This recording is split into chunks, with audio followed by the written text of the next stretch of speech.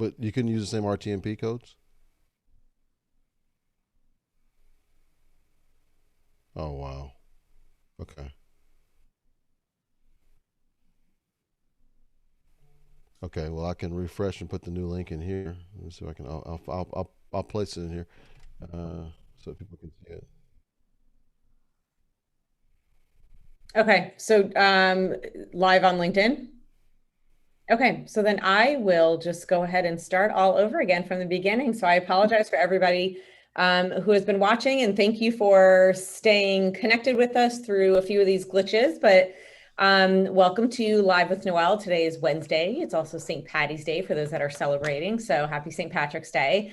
And I look forward to introducing you to a amazing human being who can help you balance out your work and your remote work and your life, and talk about ways that we can look at life on the remote work spectrum. So I want to introduce to you Britt Gottschalk, and she will talk a little bit about herself, and then we will go ahead and get started on the show. Welcome, Britt. Hi, thanks, Noelle. I'm so glad to be here. It's really amazing that you guys are having me today. So, I'm really glad to just be on the show and be able to share the knowledge that I have. So, for those of you that don't know me, I am the founder and CEO at Revise Consulting, and our whole mission is to focus on the future of work by sustaining virtual and distributed workforces. And we do that through different types of change management practices. I do that through different types of virtual consulting, workshops, as well as talent acquisition and recruiting services. So, we talk a little bit about, how you get started in the remote workspace and how I got really interested in it. It was actually a couple years ago before this whole COVID-19 thing happened, before we even heard about COVID, right? So a little bit about my background. I have dual master's degrees in business administration and industrial organizational psychology. And to break that down, it's a lot, means that I'm interested in the study of group and workplace behaviors. And so, when I was going for my graduate degrees, I've always been interested in people. And so when I was looking at the trends, I was trying to figure out why more organizations aren't utilizing remote work or even hybrid work as a flexible, alternative working style, just because the benefits are there.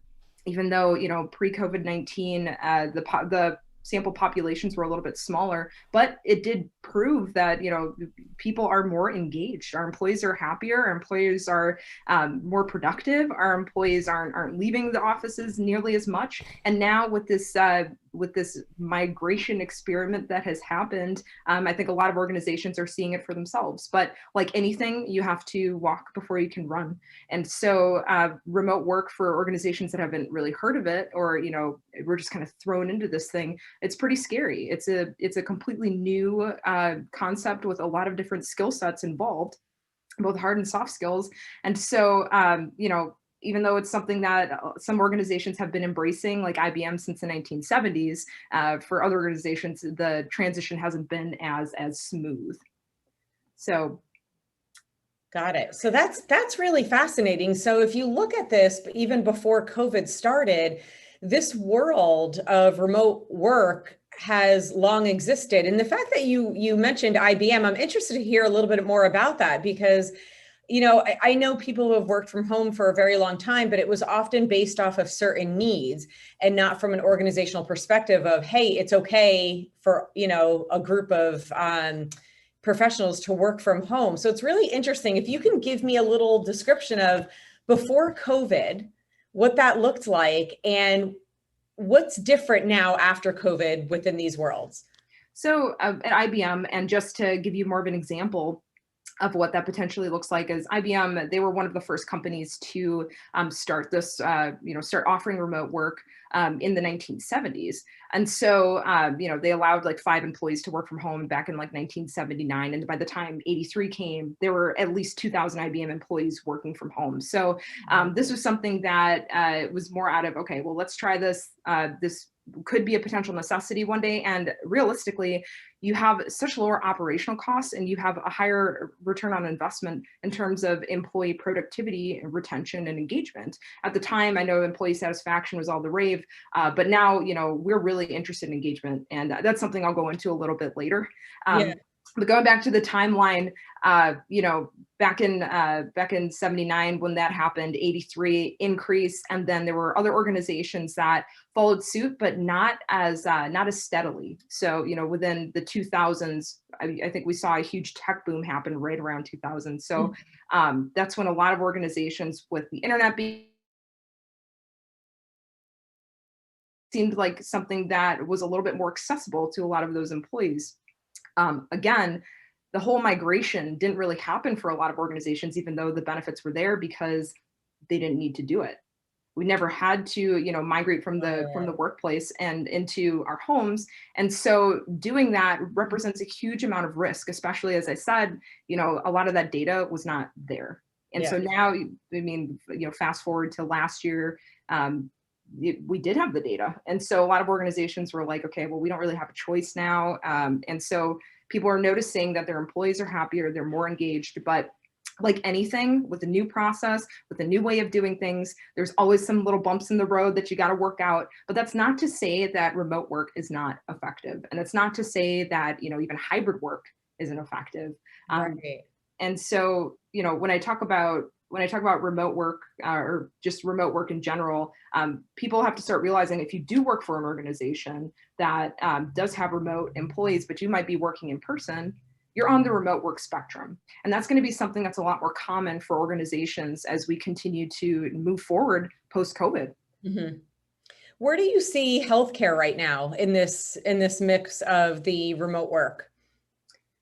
So when we talk about healthcare, I think we're looking more at how they're handling the pandemic right now, or So with the COVID-19 vaccine, obviously the way that we're working from home, if you do have a professional job that you're able to pretty much get done from your computer with certain types of apps, and I know there are certain people that are within healthcare that are at that level where they're able to do that work from home.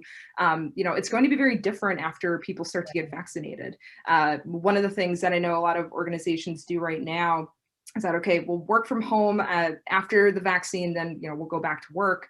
And that's something that could present a risk for most healthcare workers and just people in healthcare in general, because you start to get used to a lifestyle that is more flexible and convenient and rehumanizing the way that work gets done. Right. You know, people potentially going back into the workplace or being told they have to do that really presents a high risk of turnover for a lot of organizations. So in the healthcare space, I think there's going to be a lot more focus on what that flexibility is going to have to look like for employees in that space. You know, and you bring up such a good point, because whether it's healthcare or other industries, you now look at schools are actually, kids are going back to school full time now. So it does bring this world of remote work into a different space. You know, if you've gotten comfortable and your work performance has improved in this type of space, you almost feel more inclined to stay home, because it does balance things out. So if anything does happen at school, there's not this stress, this rush to get to and from. And then on the other spectrum, you have the other group of individuals that are like, thank God schools are opening, my kids are going back, get me out of the house. So when you look at that balance between the two, and you look at organizations, I wonder how, as a very large organization, do they balance out those that choose to stay home, those that choose to work? And when you look at team dynamics, I'm curious to see what that will look like for the future. Do you have any insight on that? Absolutely. So I think something that we should really discuss before I go into that is the different types of factors we're looking at to keep employees engaged. Because we're talking a lot about, you know, what's going to happen when people start to go back into the world again. There's going to be this expectation around how I live my life now versus how I can continue to live it. After you get a taste of the apple, you know, you want the whole thing, right? So, you know, we need to start talking about what the future of engagement looks like. And that's something that, you know, from an organizational perspective is very much full scope, and it plays right into work-life balance, plays right into that emotional wellness piece. And so when we talk about looking at the future of work, we need to understand how workplace location impacts the people that are a part of our organizations. Are they ready to work and collaborate? Do we have that accountability piece from our organizations in terms of social and emotional connectivity?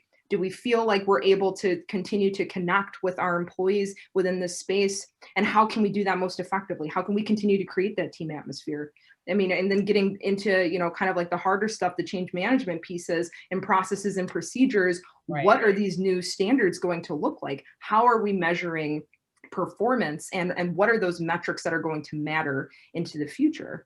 And then that plays all the way into work-life balance and emotional wellness, right? So that whole work-life balance piece, that accountability comes from the organization and support. And it's like, how well are we balancing our professional and personal duties? And so there needs to be more of an emphasis on understanding that work-life balance, emotional, how people are handling stressors in the organization, ties right back into that organizational support. Because your employees are going to want to feel that they're still connected to the organization. There's still room for them to grow here. And also, what does that inclusion mean in professional development? So all of that kind of just comes back to how the organization is going to be able to support their employees moving forward. And then now going into some of the predictions that we have. So I'm glad you asked that question, because the future of work, in my opinion, is going to have a lot of different roles that are going to be involved within organizations. Doesn't matter if it's healthcare, doesn't matter if it's HR, but it's going to have to focus on a lot of those pain points. Right. And some of those pain points that, you know, we've noticed, big ones, emotional health. Yes. You know, how are those duties and responsibilities that we have? You know, you said kids going back to school, and, you know, people who might be working from home and having to balance that. How are they going to be able to do that now? And that comes back to what kind of support is the organization giving them? Do they want to have this, for example, if they want to have this continued flexibility to work from home, is there going to be some kind of stipend or some kind of partnership provided with a daycare center, or, you know, people that take care of their moms and dads, senior citizen homes? Yeah. What is that going to look like for, you know, the world opening back up and the kind of responsibilities that we have outside of work? The reinforcement of a healthy lifestyle also is something that I know a lot of companies have been struggling with. And again, that whole accountability piece is based on how leadership tends to run their teams. It's typical to micromanage when we feel uncertain or insecure in certain environments, new environments in this way. And so that really ties back into our employees understanding how their performance is managed and how they're going to be treated and what boundaries are going to be set within this environment. I keep reinforcing that emotional health comes back to the organizational support. And I do that because we really have this opportunity to rehumanize our workspaces, especially when they're within our homes. I'll say another challenge that I know a lot of organizations are facing are those hard and soft skill set changes. Yeah. You know, I believe the future is going to be virtual reality training. So what's that going to mean for the people that are within organizations that have no idea how to work these headsets, right? Or have no idea how to train utilizing these new devices? Yeah. What kind of positions is that going to open up from a recruiting perspective for organizations to be able to implement those kinds of changes? And going back to like the soft skill section of this, I mean, some of the other biggest concerns are collaboration and communication effectively, right? So I think it's important for organizations to understand that work style is very different than personality. The way you communicate to your colleague in the workplace, even, you know, I'm talking to you through a screen right now. There's information that you're not getting from me because we're not in person. So there has to be more emphasis paid on listening, because that listening ability that we have is tertiary to speaking first and thinking about responding second. And that needs to be something that comes first. So we're able to collaborate and communicate in a way that we are understanding one another, and we do feel like that organizational support is there, and we're not taking it for granted, right? And then going back to the hard skills set, the tech savviness is going to have to increase within employees tenfold. Now, whether that means organizations are hiring outside help to come in and help you know, employees navigate these different types of apps, because a lot of the capability is amazing for some of these apps. You know, some of our favorites are Dropbox, Paper, Microsoft Teams. You're able to collaborate with one another in the same space. And sometimes, you know, my teammates and I, we will have meetings where we purposely don't talk. and we have to meet through a collaboration tool and figure out how to communicate effectively through there. And so that's just an example of like the kinds of different types of training, different types of skill sets that organizations are going to have to invest in for their employees to have, and for them to feel like they're able to do their job, effectively on the remote work spectrum. That is pretty incredible, because you do get a sense of disconnect when you are on the remote work spectrum, and that key point to listening is so important to the person speaking.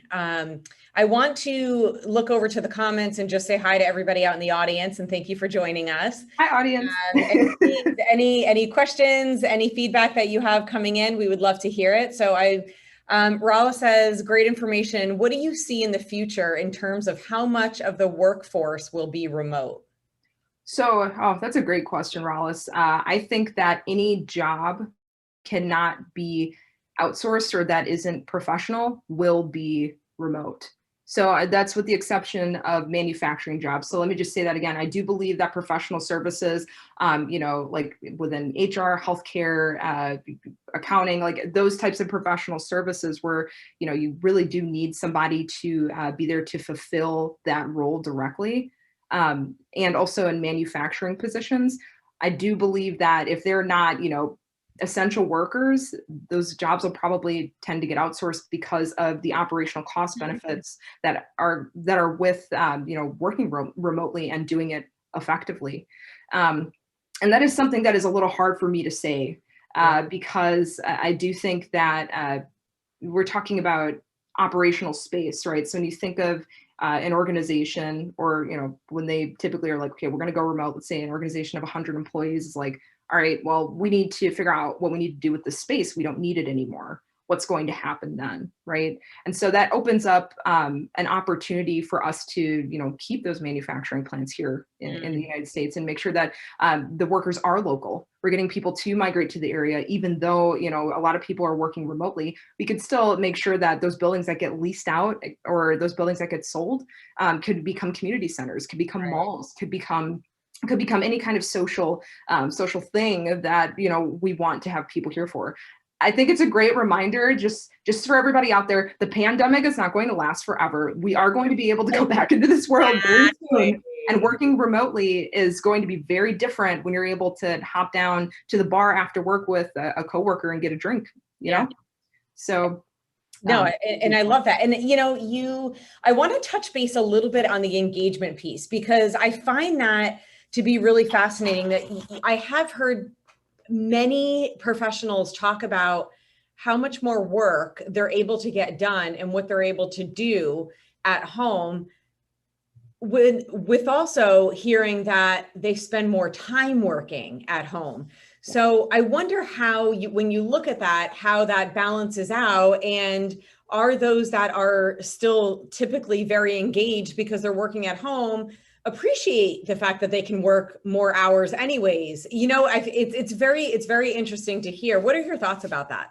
So like anything, regardless of if you are a chef, whether you, are a marathon runner, everything needs a boundary. Everything needs to happen in moderation. And so when we look at work-life balance, employees really are going to only do what they feel comfortable doing. So if you have this organizational setting that's still operating like they're in the office, working these 60-hour weeks, expecting the same kind of deliveries based on metrics that might be outdated or not relevant to the space that people are working in, the work-life balance is going to suffer.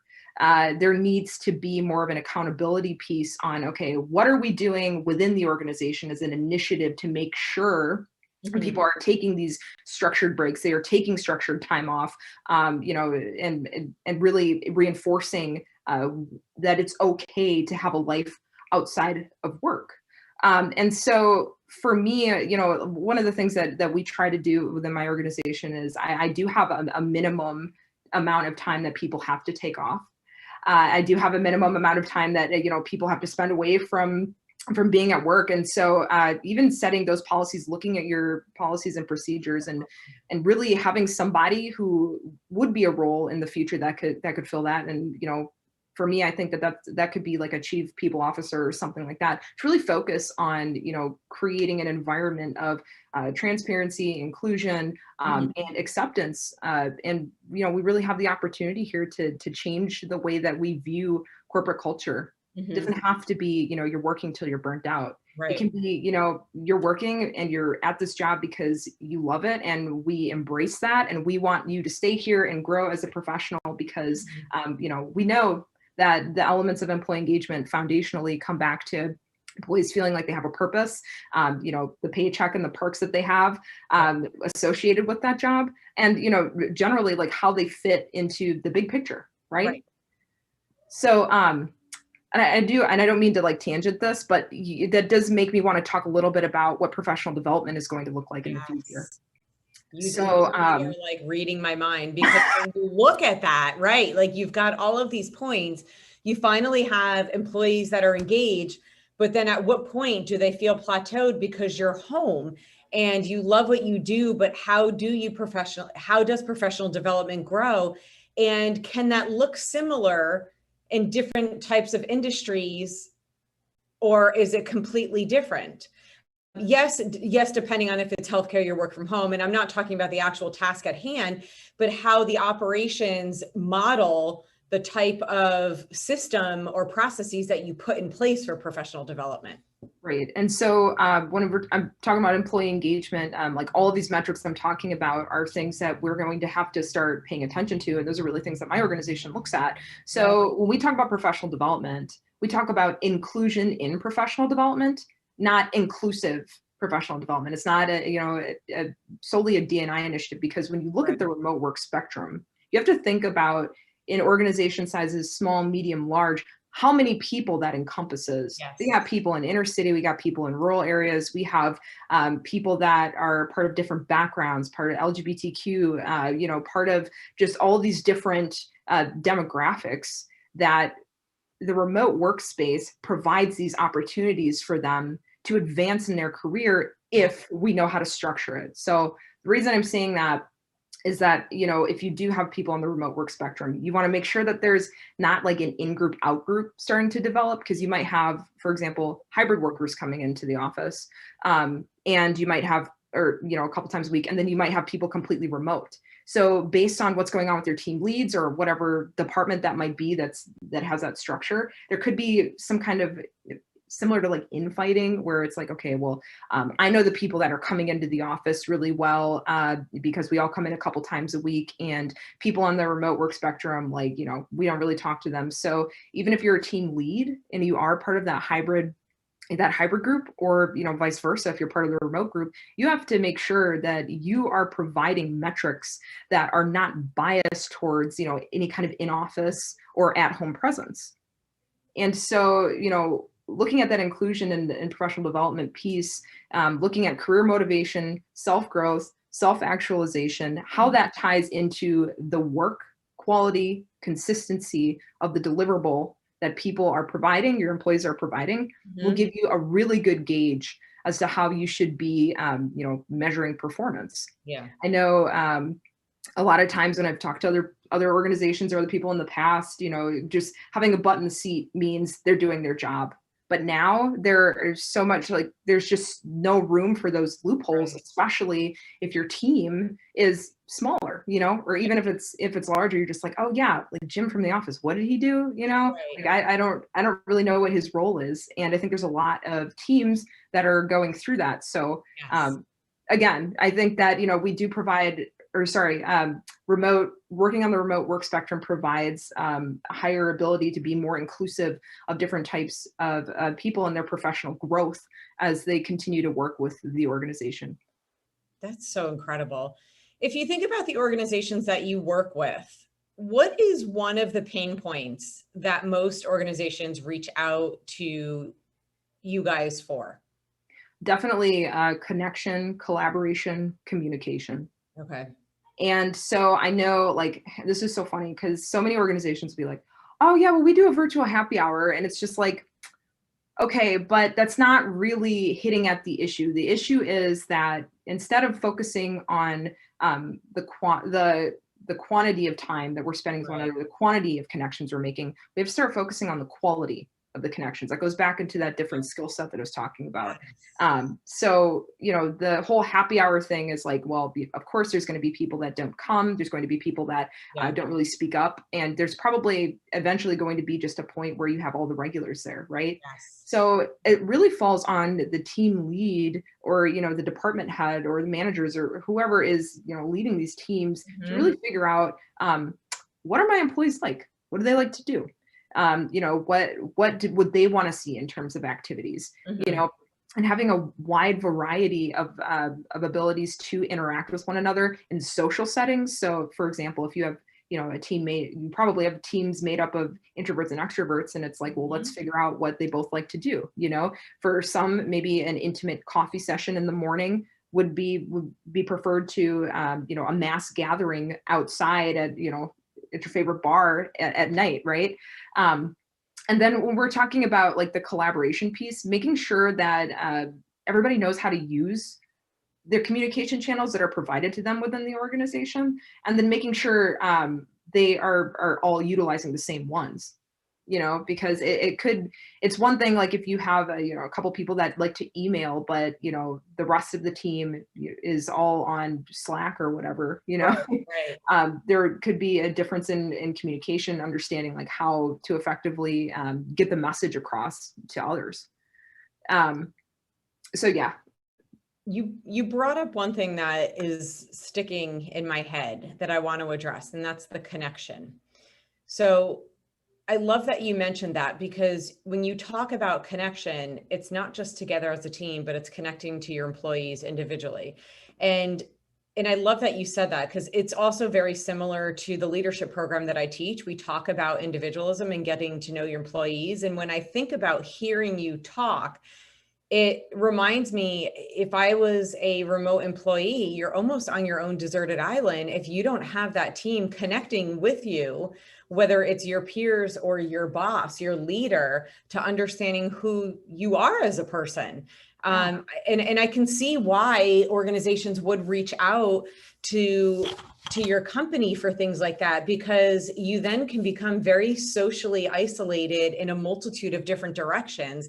And where we strive so hard to bring the silos down, if you don't create that correct remote workforce environment, these silos are actually going back up. So these concepts that you're talking about are incredible. And I think it's so beneficial to looking at all of these organizations that have decided to go remote. And I, just being in Boston, like I look at all of these buildings and the amount of people that came from the suburbs like me, took the train into Boston.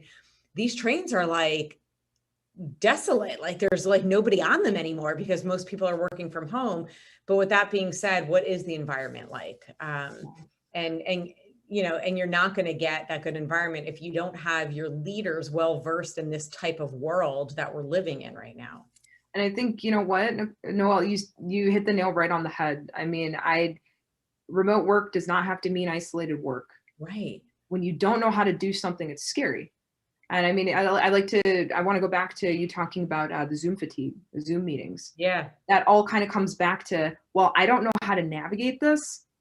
How can I do this in a way where it's just, I just need to get through it.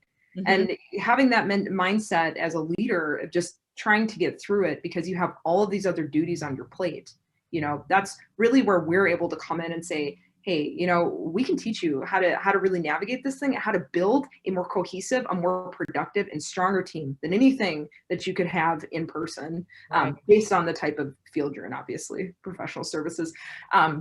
But that is something that, with the Zoom fatigue, it comes back to, again, how well do you know your employees? Like, what do you know what their goals are and professionally? Do you know what their goals are personally? How can we start tailoring those types of activities to the kind of growth that we want to see to retain employees long term? Right. I think that remote work is one of the greatest tools out there if you know how to use it. And you get so much different types of talent. You know what I mean? The talent pool is completely unlimited. I don't mean to go into the whole recruiting side of this thing, but no, but it's okay. Oh, yeah. Well, I definitely have predictions in terms of like, for recruiting, like what kind of jobs are going to increase in the future? You Right. know, well, first and foremost, from an emotional wellness, organizational support perspective, definitely industrial organizational psychologists and psychology in general, because when you have people that are constantly being burnt out from organizations that are implementing a remote work model that aren't really aware of the elements of employee engagement, that's going to be costly, and it's going to, you know, require organizations to reach out to others that are specialized in this field. The other thing, you know, for all you IT people out there, there's definitely going to be jobs for you. Cybersecurity is going to go through the roof. I mean, it's already a hot topic, right? Yeah. It has been for a while, but it's going to continue to increase. And then, you know, for people that are more on like the HR side, or if you're into more of like, you know, emotional wellness, the training development, I do think, like I said, eventually there's going to be probably a chief of communication and inclusivity. There's going to be, you know, a VR analysts and VR trainers and things like that, emotional wellness coaches, like all of this kind of stuff that's going to be coming through just based on the kinds of needs that we're going to have, and especially focusing on that inclusion and professional development piece, not just the diversity side of it, but also, you know, understanding like what it means to be diverse in different ways, not just being LGBTQ, but also working hybridly, right? So, you know, there's a lot of like great things that are coming from this, but again, it's like you have to be aware of it, right? I mean, that's how we start the change. You get prepared for it, right? Right. And you keep learning as it goes.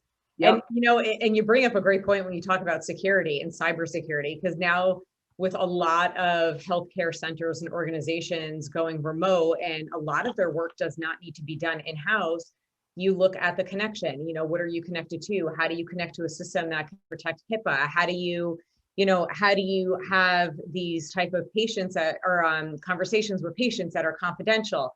I've seen a multitude of systems out there, and it's amazing to me to see. I'm like, how do you know which one's better to use for which organization or not? Mm-hmm. You know, there's all of these variabilities out there, and what do we choose? Right. Well, yeah. And I mean, it really does depend on, you know, the kinds of operations that are within your organization, which way you want to start moving. Obviously, you know, if you're an organization that requires like ID badges to swipe in, it's like, well, how is that going to translate into the remote space? And how are you going to continue to keep your files secure and whatnot? Oh, the other job that I wanted to say, this is a fun one. I'm pretty sure, like, you know, anybody who's got a passion for growing or roasting coffee or selling it, that's going to be on the rise too, because people working remotely are probably going to buy more coffee that's getting packaged in stores. So true. There you go. Now's the time to embrace that side hobby if that's what you do. Oh my gosh, it's so funny that you say that, because the amount of coffee my husband buys, and he keeps it separate. Now, you know, my kids are young, but now they're drinking decaf coffee, even though they're 11 and 12, because they're home all the time and they see dad doing it. And I'm like, hold on a second here. So now it's hilarious. Like there's like this lineup at the Keurig, because you've got the adult getting his coffee. The two kids are lined up getting their decaf, but it's time to remote learn and remote work now. So. I mean, like I was actually just drinking coffee like right before I hopped on here, and I was like, you know what? Yeah, I think I'm going to talk about coffee. That is so funny. It's so true though. It's so true. And you don't realize it until you're living it. The worlds that adapt, and look at the grocery stores too. Even though you're home, you have more of the ability to go shopping. People are just online buying their groceries and having it shipped to their house. Yeah. It's the convenience factor, I think, overall. And then, I mean, I guess that's where, when you talk about productivity, people do increase that more when they're working from home. You know, I mean, as chaotic as my house could be, because I have 4 kids and my husband works from home and it's busy, when they're doing their work, I get into a mindset, and you can dive in and get so much done in a short period of time than if you're in the office and everyone's knocking at your door. What are you doing? Hey, you want to go get a cup of this or a cup of that? When you add up all those disruptions, you're talking hours in a day where you could just be focused. Right. And, you know, when you talk about disruptions, it's like the disruptions that you think about in the past, they might not necessarily have been productive or necessary. And in the remote space, you have to really be intentional about those good disruptions. I don't know. I like to call them like good disruptions or productive disruptions or whatever it is. And that's something that is an accountability piece of, not just yourself, but your team. Like, okay, I'm going to be on from 8 to 5 today. Now, I mean, if I'm on after 5 consistently, that might be a time for, one of my coworkers to say, hey, you know what? Like, I've noticed you've been sending a lot of emails like closer to 7. Like, is everything going okay? I know you said you had those boundaries, but are you able to enforce those? So, I mean, the accountability piece, it's not just on you. It's got to be on the entire team. It's in a different way. Yeah. And holding each other accountable to that. Yep. I say that to my team all the time. I have very high expectations of my team, but I want them to have the same of me. The same rules that you apply out there will and should apply to me. And, being comfortable in that conversation to say exactly how you put it. Hey, boundaries, keeping that balance piece of it. So a little hack is that, I will plan structured time to take off for my employees. Right. It's like, okay, well, I know this is what you said you're going to do and you're going to be working then. But you know what, at 1 o'clock, we're going to take a 15-minute break and we're all going to stretch together, or we're going to do a little bit of yoga or do a little bit of mindfulness or whatever it is, because, you can build in those breaks for your team. You don't have to say, you don't have to just give it to your team. And a lot of times I feel like, leaders or team leads will just be like, oh, well, I know they have like a lot of work to get done, but it's just like, this is part of the accountability piece. This is part of getting to know your team better. And this is part of you becoming a better leader because you're taking that time to support them in the ways that aren't always obvious. Yeah. And I think like, Noelle, like, from a leader to a leader, it is something that, sometimes you have to make those decisions where it's like, I know that you said you're going to be working, from 8 to 5, been working to 7, but you know what? Tonight, let's hop on a Zoom call and just have a drink together, after work, making sure to keep those boundaries or whatever you want to do. But just inserting those little pieces can help too. I am definitely going to steal that shamelessly, your idea of stretching and like basically going on a reset, because I tell my staff to do this. You teach ways on how to do this, but I don't necessarily go to them and be like, all right, 15 minutes, let's go, and actually do it. And sometimes in a day, because, a lot of us are still, we're in the office, they need it. Especially, working, in a healthcare center where our main focus is taking care of the community and getting them vaccinated. And, there's a lot of heavy workload that needs to be done, so much so that you just become a part of it and get into the weeds, that they don't give themselves time to take a step back, take that deep breath, and then reset and go. So yeah. And I mean, stealing that's great. I love it. I was going to say, you know what, I'll give you another one too, just because like we like to have fun. So, so I know it's funny you say that, because I say to my staff, I go, oh, and by the way, with all this, humor is an expectation. Oh yeah. Oh yes. Oh my gosh. Like to get through this whole thing. Absolutely. Yeah. Like even doing like, the little spirit days or whatever it is to kind of just like break up the week. Or doing like a book club or a movie club. One thing that we do that we really love doing is, my COO, his name's Ethan Spring. Hi Ethan. He is he's a foodie just like me. And then, we do have another employee that also likes to, who doesn't like to eat, right? So we engage in a team luncheon. It's a blind luncheon at least once a month. And so what'll happen is like we each order food for one another. And then we don't know what food we're expecting. And then we just get something amazing. But obviously you got to make sure, like the dietary restrictions and everything. Staff. But it's a lot of fun to do with a big group. It's a lot of fun to do with, just another employee of yours. And it also helps support local businesses, which I don't know about you, but like, I'm really trying to support the restaurants in the Madison area right now, because, there are some that I really want to stick around and make it through this thing. Yeah. So that's always fun too. Oh, that's awesome. I love that. You've got some great ideas. Thank you. I was going to say, like, anytime you just give me a ping and I'll shoot them over to you. Yeah. And you know what? And it's not just helpful in these remote environments. You can do this in-house too, and I think that's the the great point that you're bringing up with that, like being versatile and being flexible, because some of these employees that are working from home may also have to be hybrid. They may have to go in a few days, in addition to working from home, and being able to adjust and have those ways to really keep your employees engaged is so helpful. Because the engagement is very different from being in-house than it is to being at home. Yeah.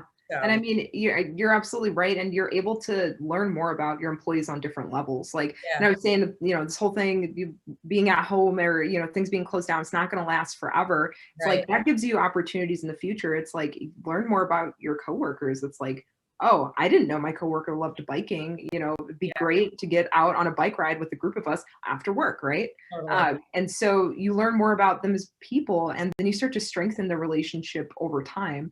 One of the main reasons people remain at organizations is because of their organizational support, because of the people that they engage with socially, that they're able to feel emotionally connected to. And so, I hate to say it, but the way that things used to be done, like, an office, come in, work 6-hour weeks, get your work done and leave. That's fine if you are somebody that wants to engage in that, but in the remote space, having that kind of personality, I think, is going to be increasingly difficult for you to be successful, because everybody needs that social interaction, and everybody wants to feel like a person, regardless of who you are. Yeah, no, absolutely. So yeah, I mean, it's kind of cool. I actually have been talking with some of my employees about, like, well, what are we going to do? Like, when this is over, like, in terms of like meeting up and whatnot. And it's just like, I miss like old fashioned ice cream socials. I don't know if you were a fan of those, but who doesn't like ice cream and getting together? So true. And especially now that summer's coming, more people should be vaccinated by then, hopefully that, that can like reconvene. Yeah. No, absolutely. Social. The other thing I did want to hit on really quickly, in terms of, working remotely, sometimes we'll get the question like, oh, so is there one type of person that might work better in a remote environment versus like, somebody who might be a little bit more social? And so typically that kind of falls back on, or I have a pretty good balance of being ambiverted or whatever. And I would say it's more about the social connectivity that you feel, support that you give, the purpose you feel within the organization, and your mindset.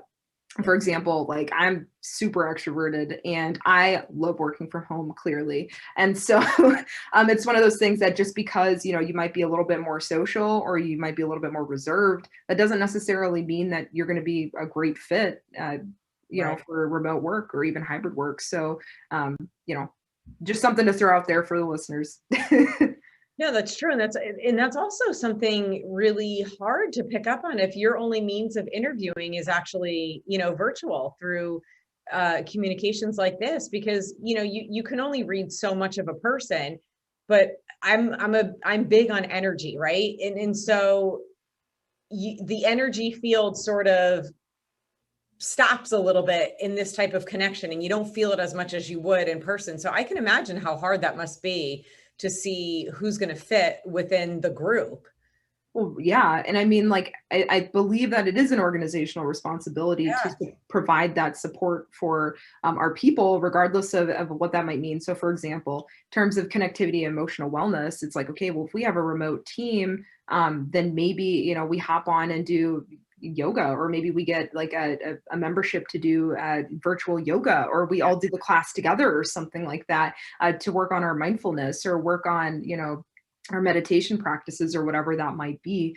I also, organizations being able to provide certain stipends or, including that within the salary and the benefits that they give, or they give their employees to be able to afford a great remote working space. I mean, I've talked to some employees that are just like, well, I don't really have, it would be really nice if I just could have like a wall divider or something like that, and just a nice little desk space to be able to have my own little corner and area. And it's something that, if you are going to have a remote workforce, you have to provide those extras for your employees. Those are perks, those are benefits. Yeah. And so, really looking at what that means and how valuable that can be for your workforce is something that I do think is a huge corporate responsibility.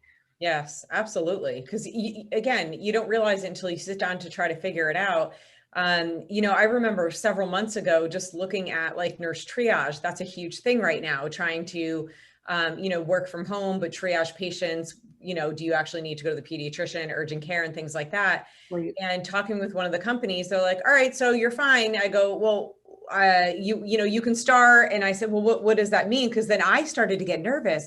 Mm-hmm. Well, if you have a laptop, if you have this, and I said, I do, but what systems do I need? Like there were so many questions that, just as like a sidekick type job to get me through, just being home with the kids, I didn't do it because I just felt so overwhelmed that you didn't feel that support. And it was, like I said earlier, being on that island, like you felt very isolated, and definitely I can tell wasn't going to be a good fit with that specific company, if I was going to take a step back and take a break with the kids and then do something like that.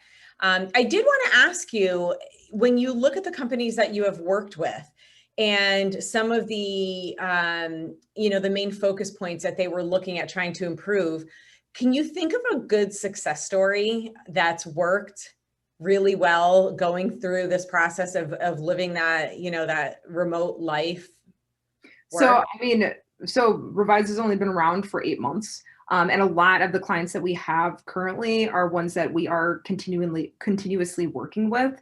We haven't really concluded any full contracts yet, which is not a bad thing, right? But I can give you an example of where we're currently at with one of them. So it's an organization that is really excited about being able to grow in the virtual space, adding employees to the team that want to remain remote because they are able to work from anywhere and they're able to retain and attract any kind of talent from everywhere, right? And so they just didn't know how to do that. And so being able to provide our services and our expertise to say, okay, well, being able to vet these candidates appropriately to be able to, have them, remain with your organization long term, and have lower rates of turnover, that's something that we could absolutely do. So it's like one little example. I will also say that in other organizations, sometimes it is or organizations can get a little bit hesitant, or management can get a little hesitant to bring in outside help for something like this, especially like if you didn't budget the resources for it. But it's like, we've had clients say, it's a breath of fresh air. It's a breath of fresh air to be able to focus on my duties that I was expected to come here and do, learn a little bit more about how to be successful in the remote space, and then be able to, have that support when I need it from an outside help. Yeah. And so that is something that I know a lot of companies try to do things themselves, but we try to work with whatever schedule, whatever kind of budget that they have, to make sure that we're able to provide services that are going to give a high return on investment long term. And I think also the point to look at too, you've mentioned a lot about turnover and retention and what that looks like. And regardless of whether you're remote or not, it's costly. So if you take the cost benefit ratio and you look at what your services provide for a company versus losing the amount and having a very high turnover rate, they're probably spending more money just trying to get new staff coming in than they would be investing in an opportunity working with your company to correct these type of things. It's very similar to nursing. If a nurse quits, it costs about $50,000 just for that nurse to walk out the door. Yeah. It's incredible. Well, yeah. And you hit the nail right on the head. It is very much like employee satisfaction is not engagement. Satisfaction loses employees, engagement retains them. Yes. So, to be in the virtual space and, have people say, I haven't had an employee work for me for longer than, a year or two, if they're an organization that has already been virtual. Yep. That's something that's that can be, extremely disappointing. And then you do a little bit more deep diving and it's like, okay, maybe it's department related, maybe it's process and procedure related. And a lot of it just comes back to, like we just didn't know how to keep them engaged, because what we do is it's a unique niche. It is something that a lot of organizations, as we continue to move into this post-COVID world, these are skill sets, these are services that they're going to need. And, ultimately we're here to provide them. So yeah. And I love that it's just such a variety of services too, that really hits every point that an organization has to focus on. Because at some point, everything you're talking about all connects. It all comes together. yeah. And the minute one thing goes wrong, it is like a domino effect. And it's going to ultimately impact the organization, the employees that are in it. Yeah. Looking at the last couple of minutes, I want to really give you the floor and, talk about, if somebody, within the audience, if there's an organization or a company out there that's interested to reach out to you, how can they get a hold of you? And, if you can talk a little bit about, very bullet, like what your services are and how that gets started. Yeah, absolutely. So you can find us on the internet. We're reviseconsult.com. You can also navigate to my LinkedIn page, Britt Gottschalk. I believe my name's here as well. And so either way, you're able to get in contact with us through there. Or if you want to send me an email directly, it's Britt, BRITT.Gottschalk, GOTTSCHALK, @thinkrevise.com. Again, all of that information is available on my profile. We also have a company page on LinkedIn. It's just Revise Consulting. And so you're able to, find us through there. And then we also have a comprehensive list of our service offerings on our website. Awesome. But just to, bullet point those, there are virtual consulting services focused on change management practices. We do have our own model that we follow. We also do workshops, half day and full day, if it's something where, whether it's for leadership, whether it's for remote operations, whether it's emotional wellness, you can see the whole list on our website. And then we also do provide talent acquisition services for virtual and hybrid employees, the remote work spectrum for virtual employees that are hybrid and remote, And then also we do recruiting and sourcing end to end. So whether that be, people on the remote work spectrum or even, migrating back to the office or anything in between, we cover. So again, reviseconsult.com, and you can find me on LinkedIn, Britt Gottschalk, MBAMIO. And you can also search Revise Consulting on LinkedIn, and you can get in contact with us there. I love it. And this was so informational even for me. And I know, we've talked already before, and I think just hearing it so much more again, it just really, it just sets such a tone of the importance that organizations need to understand there is that support system out there, like yourself and your company, that can work through these issues that they may be having, or if it's even not an issue, just building up in a different way. And in reaching out, because we're in a world where we can't do this alone, and you are saving so much incredible time and money and valuing your employees by investing in someone who has the expertise in this type of area. So, and I think, yeah, no, I mean, you guys are awesome and I love it. And there's so much to learn from that. And I definitely took I'm definitely stealing at least 3 key takeaways to bring to my staff from this. So Awesome. I'm excited to steal shamelessly from you. And I was gonna say, we'll connect after too. Oh, so yeah. It'll be nice to catch up again, but I'm really glad that I was able to come on to the show. Thank you so much for having me. Yes, no, of course. And thank you to the audience as well. And, yeah, we'll stay in touch. So thank you, everyone. Have an awesome Wednesday, and we will see you next week. All right, bye. And then just stay on for a minute, because sometimes the lag it's a few minutes. That was awesome.